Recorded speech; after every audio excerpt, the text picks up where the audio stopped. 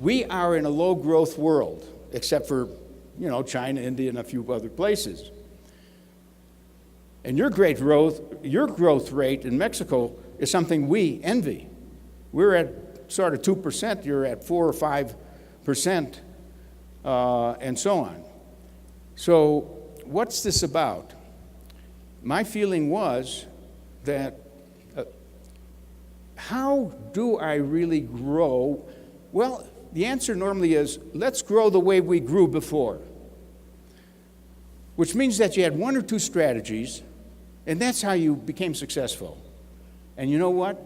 You're continuing those two strategies, and they ain't going to work anymore. It's a different world. It's an empowered consumer world, and so on and so forth. So, here are my 8 strategies. Now, by the way, each of those strategies, there's about 100 books on each of those. So the purpose of this book is to say, sit down with your management, your circle, your senior management, take one strategy at a time and say, are we doing that? Because it has companies being described for each strategy that are using that strategy well. The first way to grow is to be better at taking share away from your competitors, right? It's attacking. How do you, whether it's a recession or not, how do you win some market share? The second way is how do you build more committed customers and stakeholders? They love you. You're not going to lose, the retailer will keep giving you that much space for your Campbell soup or whatever. And the suppliers, you've chosen the best ones, and they work beautifully with you. And your customers just want to continue to buy from you. What's the science and art of loyalty? The third is, what can you do to empower your brand so you can say it's a power brand? Not just a brand in name, but a power brand. What do we know about branding? How did a coffee shop do that? Starbucks. I mean, there was always coffee. And suddenly, oh, I know what it is. They have a different mantra. It isn't about a rich coffee. It's about a rich, rewarding coffee experience. Their stores deliver more than just coffee. So that's the third way, powerful brand. The fourth is learn how to be innovative, how to really be a powerful innovator. And by the way, I'm not just talking about that incremental innovation where Campbell Soup puts out a artichoke soup and a carrot soup. That's easy to do. Fine. But I'm talking about what I would call a new business model. How about a new business model? How about inventing Federal Express? Remember, it was impossible to get something shipped to you by 10:30 tomorrow morning. How about a new library? By the way, a lot of libraries are closing now because books are going to be will be downloaded, e-books. What do you do with the library?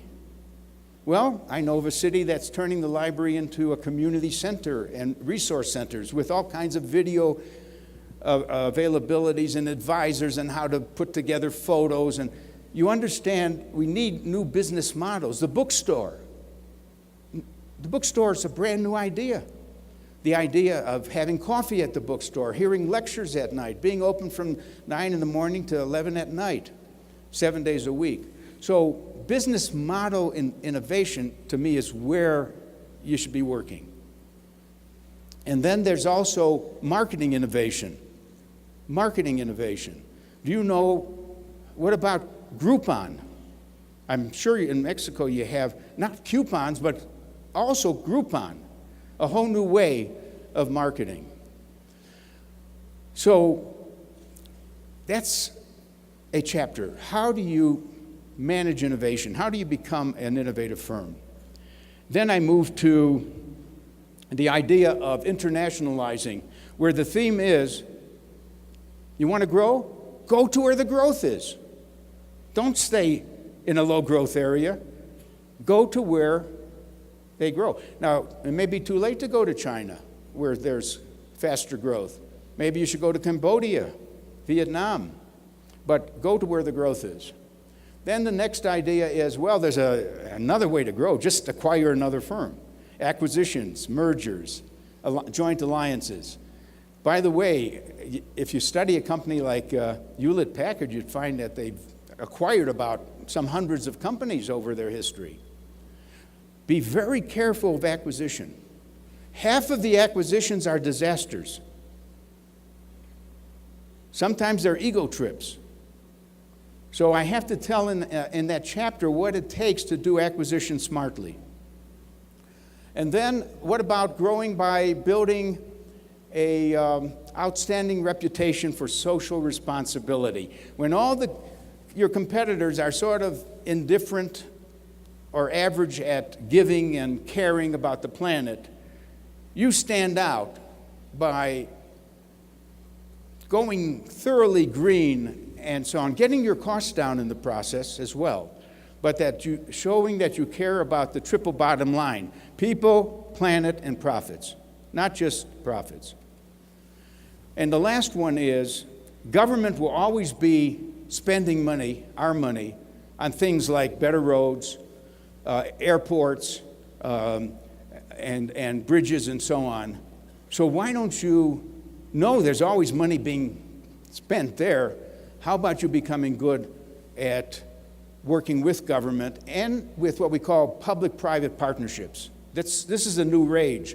Government used to do everything with the money, with a bidding process. Now there are public-private partnerships, including NGOs as part of them.